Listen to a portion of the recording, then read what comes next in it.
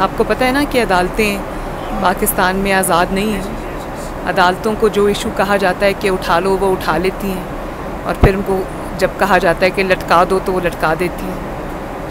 चंद हमारे मुनसिफ हजरात ऐसे भी हैं जो इशारों पे चलते हैं। পাকিস্তানের আদালত স্বাধীন নয়, আদালতকে যা বলে দেওয়া হয় তাই ঘটে। উঠিয়ে নিতে বললে উঠিয়ে নেয়, ঝুলিয়ে দিতে বললে ঝুলিয়ে দেওয়া হয়। বাস্তবতা না দেখে অদৃশ্য হুকুমের গোলামি করে পাকিস্তানের বিচারপতিরা। আমার বাবার প্রতিও অনেক সময় অনেক রকম জুলুম হয়েছে। চারপাশের এমন হাজারো জুলুম, বর্বরতা, বেইমানি আমাকে রাজনীতিতে আসতে বাধ্য করেছে। আমি সবসময় অনুভব করতাম রাজনীতিতে বাবারও খুব সঙ্গ দরকার। প্রতিদিন হাজারো মানুষের কোলাহলে থেকে থেকেও বাবাকে মনে হতো খুব একা। তাই আমি কন্যা হয়েও বাবার রাজনৈতিক সঙ্গী হয়েছি। আমি গর্বিত। এক বিমান যাত্রায় পাক সাংবাদিক আসমা সিরাজিকে কথাগুলো বলেছিলেন মারিয়াম নওয়াজ। এই মুহূর্তে পাকিস্তানের সবচেয়ে প্রভাবশালী মুখ্যমন্ত্রী তাকে বলাই যায়। মারিয়াম 1973 সালের 28 অক্টোবর লাহোরে জন্মগ্রহণ করেন। পিতা নওয়াজ শরীফ এবং মা কুলসুম নওয়াজ। সেই হিসেবে তিনি একজন খাঁটি পাঞ্জাবি কাশ্মীরি। তিনিই প্রথম নারী যিনি পাকিস্তানের কোনো প্রদেশের মুখ্যমন্ত্রী হয়েছেন। বেনজির ভুট্টোর পর তাকে পাকিস্তানের রাজনীতিতে সবচেয়ে সফল নারী হিসেবে অভিহিত করা হচ্ছে। সমাজসেবার নানা জনহিতকর কাজ দিয়ে তার রাজনৈতিক জীবন শুরু। বাবা পাকিস্তানের সবচেয়ে প্রভাবশালী একজন রাজনৈতিক ব্যক্তি হওয়া সত্ত্বেও সরাসরি রাজনীতি থেকে তিনি আড়ালে থাকতেই পছন্দ করতেন। তবে এমনটি বেশি দিন স্থায়ী হয়নি। 2012 সালে প্রকাশ্যে সক্রিয় রাজনীতিতে তার আনুষ্ঠানিক অভিষেক ঘটে। পরের বছরই পাকিস্তানের মুসলিম লীগ নুনের নির্বাচনী প্রচারণার দায়িত্ব পান।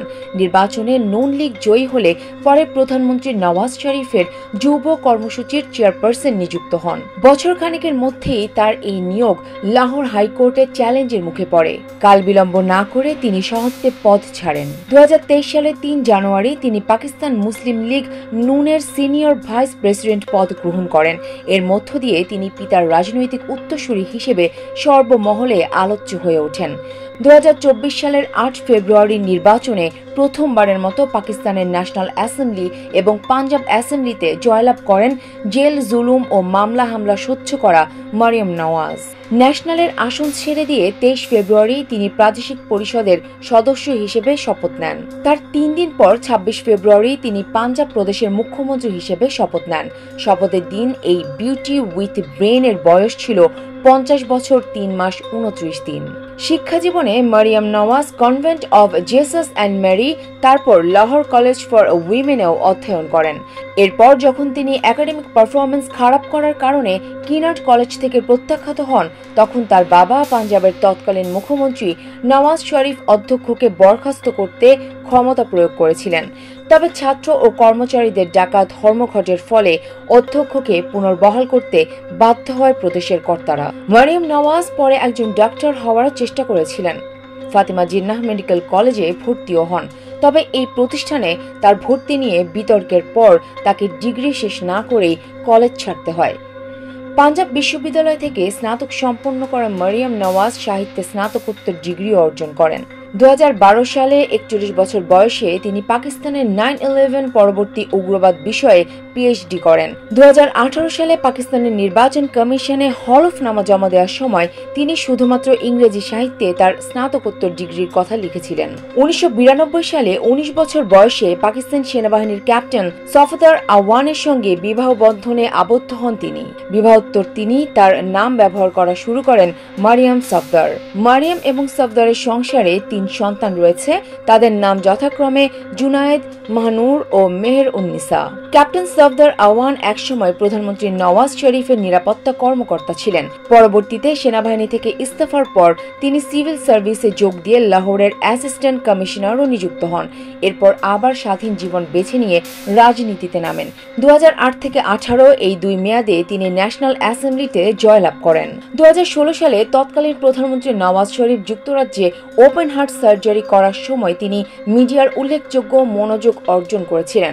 তার বাবার সাথে যুক্তরাজ্যে যাওয়ার পরিবর্তে মারিয়াম প্রধানমন্ত্রী হাউসে থেকে যান এবং মিডিয়া পরিচালনার দায়িত্ব নেন। তিনি তার টুইটার অ্যাকাউন্টের মাধ্যমে প্রেসকে তার বাবার চিকিৎসার আপডেট প্রদান করেছিলেন।